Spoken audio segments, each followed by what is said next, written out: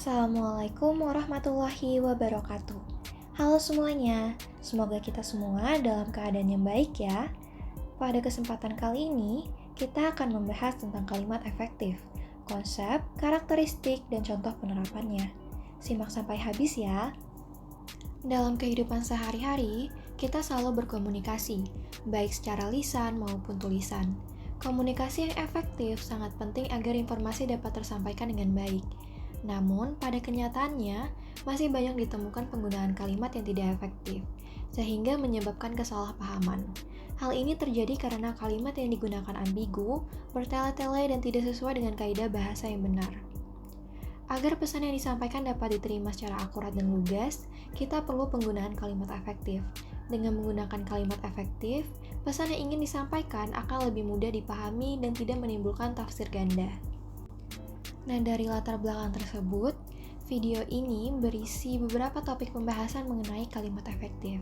Yang pertama adalah pengertian, tujuan, karakteristik kalimat efektif. Yang kedua, unsur-unsur kalimat efektif. Yang ketiga, jenis kalimat efektif. Yang keempat, cara menyusun kalimat efektif. Dan yang terakhir adalah faktor penyebab kalimat tidak efektif. Jadi, kalimat efektif itu apa sih? Nah, kalimat efektif merupakan kalimat yang disusun mengikuti kaidah yang berlaku. Suatu kalimat dinyatakan efektif jika memiliki unsur-unsur yang lengkap dan tepat, seperti subjek, predikat, objek, dan lainnya. Menurut Edi Suyanto, dalam bukunya yang berjudul Membina, Memelihara, dan Menggunakan Bahasa Indonesia Secara Benar, kalimat efektif merupakan kalimat yang dapat mengungkapkan gagasan pemakainya secara tepat dan dapat dipahami oleh pendengar atau pembaca secara tepat pula. Sedangkan menurut Putra Yasa tahun 2007, bahwa kalimat efektif merupakan kalimat yang mampu menyampaikan informasi secara sempurna karena memenuhi syarat-syarat pembentuk kalimat efektif tersebut. Tujuan dari kalimat yang efektif adalah agar komunikasi baik secara lisan maupun tertulis menjadi lebih efisien, tidak bertele-tele tetapi tetap jelas, agar ide, perasaan, atau pesan yang disampaikan dapat diterima dengan tepat dan menghindari terjadinya kesalahpahaman atau tafsir ganda. Nah, selanjutnya adalah karakteristik dari kalimat efektif. Yang pertama adalah kesejajaran atau paralelisme. Bentuk kata atau struktur dalam kalimat harus sejajar atau setara. Contoh yang salah, siswa yang rajin belajar dan kedisiplinannya tinggi akan sukses. Nah, yang benarnya adalah siswa yang rajin belajar dan disiplin akan sukses. Yang kedua adalah kehematan.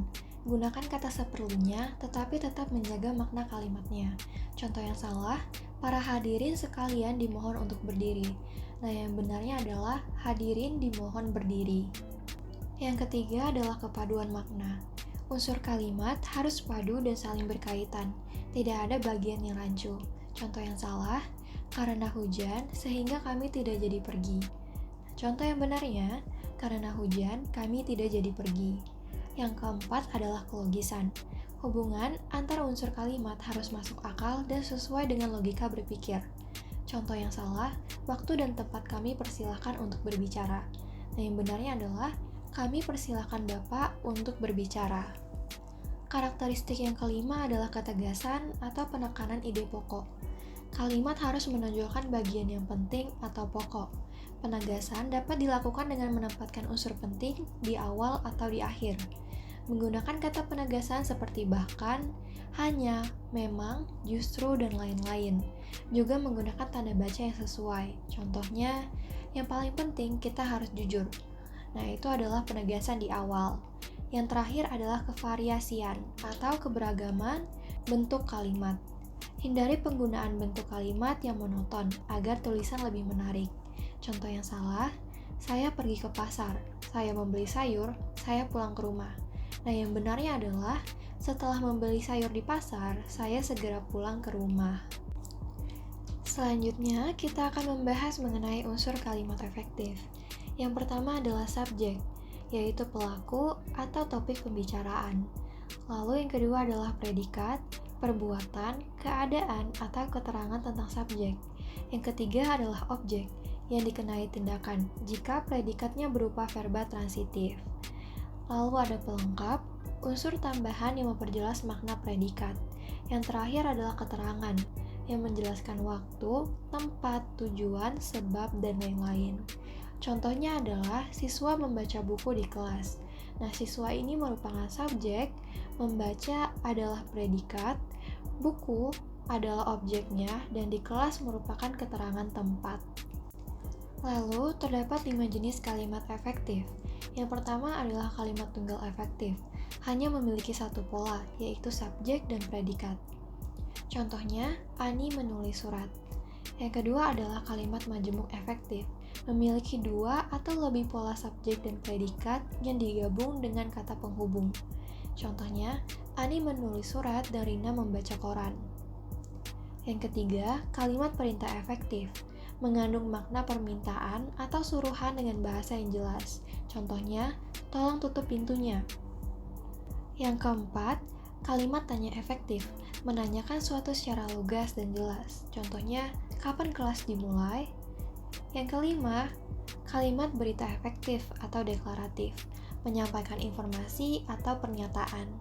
Contohnya, Universitas Indonesia akan mengadakan lomba karya ilmiah.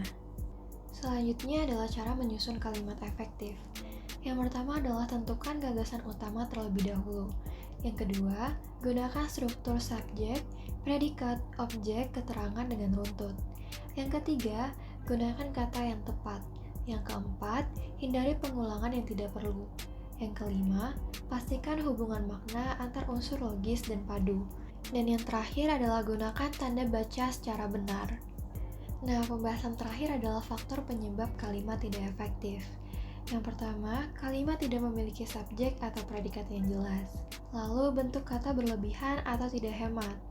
Selanjutnya, struktur kalimat rancu atau tidak logis. Hubungan antar gagasan dalam kalimat juga tidak padu. Dan yang terakhir adalah kesalahan pemilihan kata yang menyebabkan kalimat tidak cermat. Jadi, kesimpulannya adalah kalimat efektif adalah kalimat yang mampu menyampaikan gagasan secara jelas, logis, dan mudah dipahami. Penggunaan kalimat efektif penting agar pesan tersampaikan dengan tepat tanpa menimbulkan kesalahpahaman. Kalimat efektif memiliki ciri-ciri seperti kesejajaran, kehematan, kepaduan makna, kelogisan, ketegasan, dan kevariasian.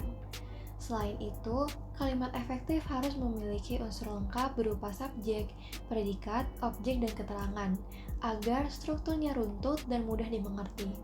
Dengan pemilihan kata yang tepat dan susunan yang logis, kalimat menjadi lebih efisien, jelas, dan komunikatif.